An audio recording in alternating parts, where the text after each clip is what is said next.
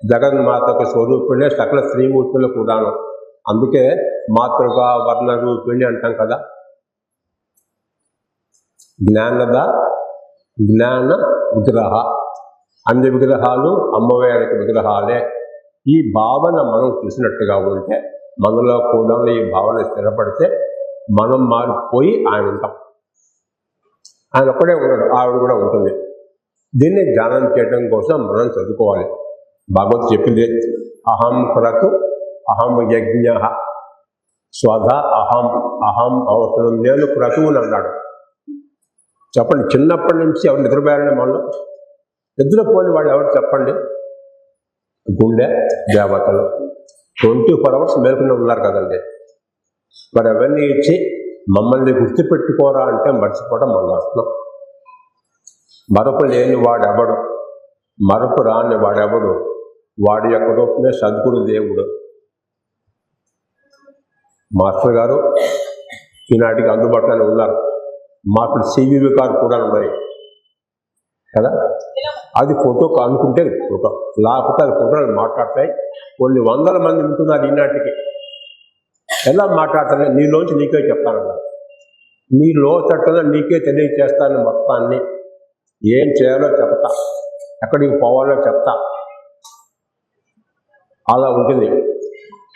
దానికి ప్రత్యక్ష రూపమే మా టీకే గారు, మా కేపీకే గారు. మనం మామూలుగా అనుకుంటాం దండం పెడితే ఆయన బ్రహ్మం చేస్తాడని. మాస్టర్ కేపీకే గారు అడిగారు సార్ మా టీకే గారిని, నిజం చెప్తారని అడిగారు. అడుగున్నారు, ఈ యోగంలో మేము చేసేదంతా మీరు చేసేదంతా. ఈ యోగంలో 20 ఏళ్ళుగా ప్రేయర్ చేస్తున్నాం, నేను చేసి మీరు చేసేది నిజం చెప్పమంటాం అన్నారు. నేను చేసేది 5% అన్నారండి. గుర్తుపెట్టుకోవాలనే కోరిక, గుర్తుపెట్టుకునే ప్రయత్నం నువ్వు కనుక బాగా చేసినట్టుగా ఉంటే కొంచెం చేతి అవుతానండి. ఎందుకంటే ప్రతి మానవుని సర్వసంతులుగా పెట్టాడు. ఎవరిని పట్టుకోలేదండి, ఎవరిని పట్టుకోలేదు. నీ ఇష్టం ఉండాలి. ఎవ్రీబడి ఈజ్ బార్న్ ఇండిపెండెంట్ కదా. ఏమన్నా చేయొచ్చు, ఏమన్నా మాట్లాడవచ్చు, నాలుగే అడ్డు పెట్టడం అంతే. అందుకే చెప్పారు, మనలో ఇక్కడి నుంచి మాట్లాడుతున్నామా, ఇక్కడి నుంచి మాట్లాడుతున్నామా. బొడ్డు దగ్గర ఆవేశాలు నన్ను అంటావా చూస్తా, నా మాట వినవా చూస్తా అనేది బొడ్డు. ఏమన్నా నిన్నేమి అన్నది బంగారు, సత్యబాబా గారు ఏమన్నది బంగారు, ఏమన్నా చూస్తాను.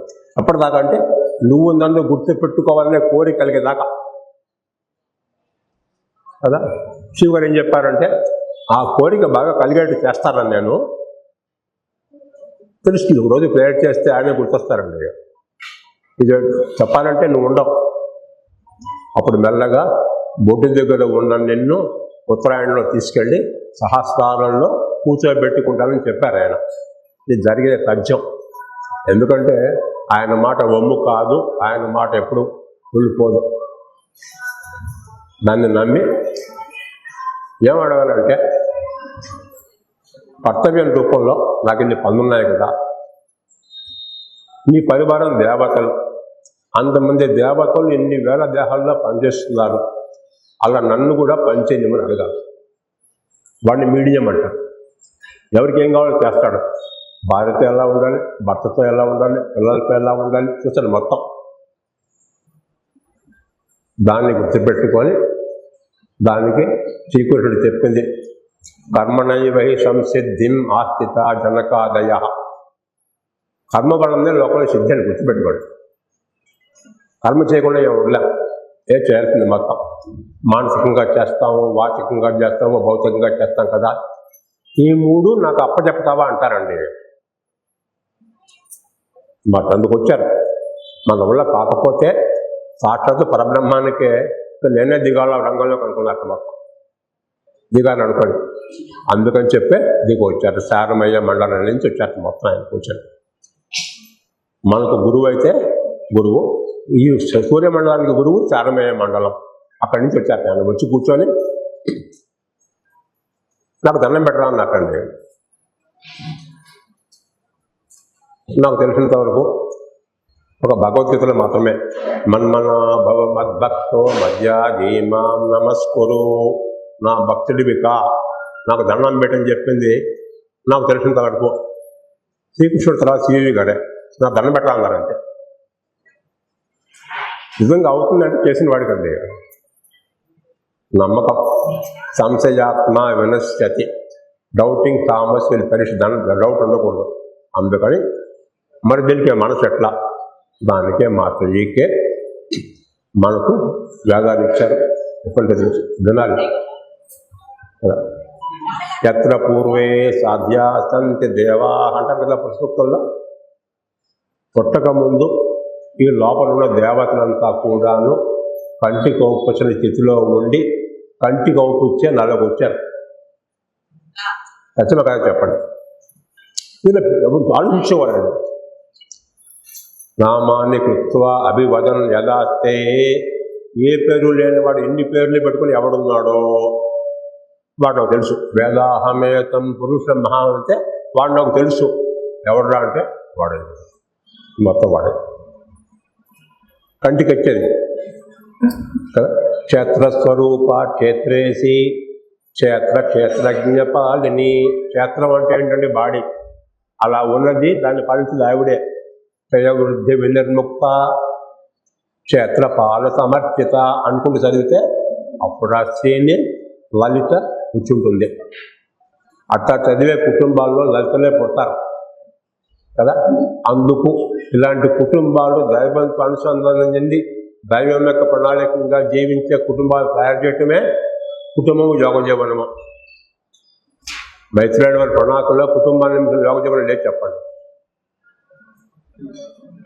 అది గుర్తుపెట్టుకుంటే మన వ్యవస్థ అంతా కూడా అందుకు ఇచ్చారు. తరతలగింపు అంటారు. పెళ్లి పందిట్లో ఇప్పుడు పోయిందని ముందే చూపిస్తున్నారు, ఆ రోజు మాత్రం చూపించేవాళ్ళు. అప్పుడు రెండు కళ్ళు కలిసేవి. అది గుర్తుపెట్టుకుంటే నేను ఎవరైనా కావాలి, దానికి మనకి వస్తుంది మొత్తం. ఈ రకంగా చూసుకున్నట్టుగా ఉంటే ఒకటి కాదు, ముఖ్యంగా ప్రతిరోజు కూడాను కుటుంబ క్షేమం కోసం గురువుతో అనుసంధానం. పడుకోబోయేటప్పుడు 5 నిమిషాలు చెప్పు. మాకు కేపీకి ఎక్కువ చెప్పాడు ఆపరేటివ్ పార్ట్. పడుకోబోయేటప్పుడు నిద్రలో మీరు గుర్తుండాలి, నిద్ర లేవగానే పరిపూర్ణమైనటువంటి మనస్సుతోటి కర్తవ్య నిర్వహణ చేయాలి.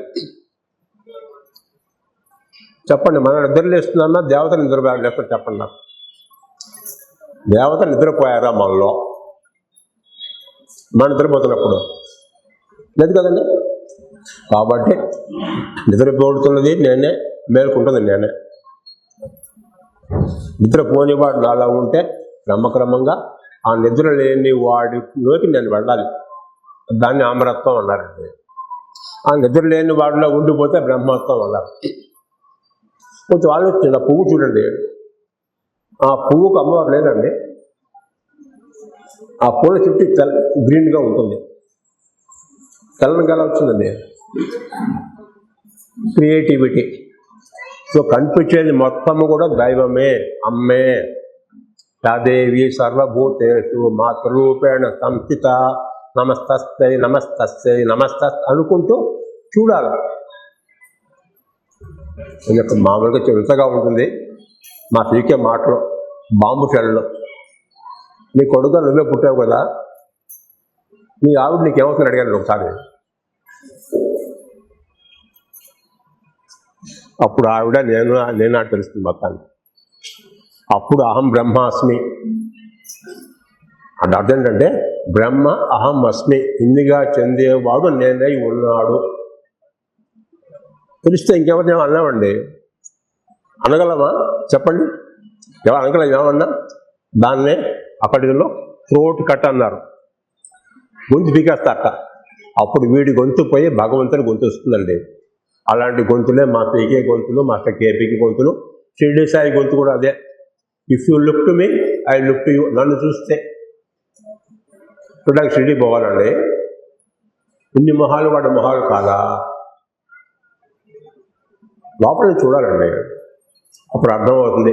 కళ్ళల్లో సూర్యుడు చంద్రుడు, ఈ బొట్టు అగ్ని, ఇక్కడ సహస్ర దళ పద్మము, గుండె కదా. అన్నిటికీ ముఖ్య శక్తి సమన్విత. ఇలా ధ్యానం చేసుకోవడం అనేటువంటిది అందరికీ అందుబాటులో ఉంది. చేసుకున్న వాడికి చేసుకున్నంత మహదేవ. మన కష్టాలు గుర్తొస్తున్నాయా, మాట్లాడి గుర్తొస్తున్నారా?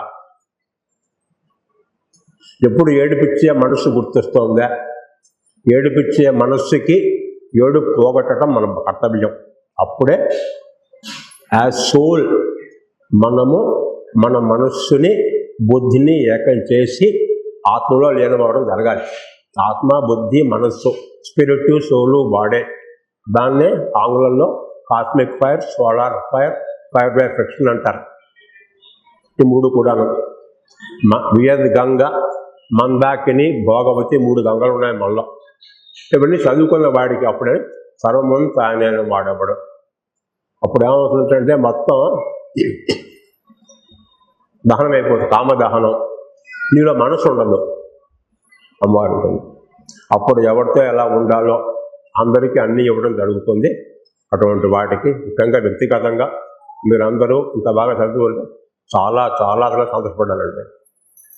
మీ కుటుంబాల్లో 10 తరాల పాటు నిలబడాలని, తరతరాలుగా ఈ వేద విద్య మీ కుటుంబాల్లో వ్యాపించాలని మేషాన్ని ప్రార్థిస్తూ నమస్కారం. స్వస్తి.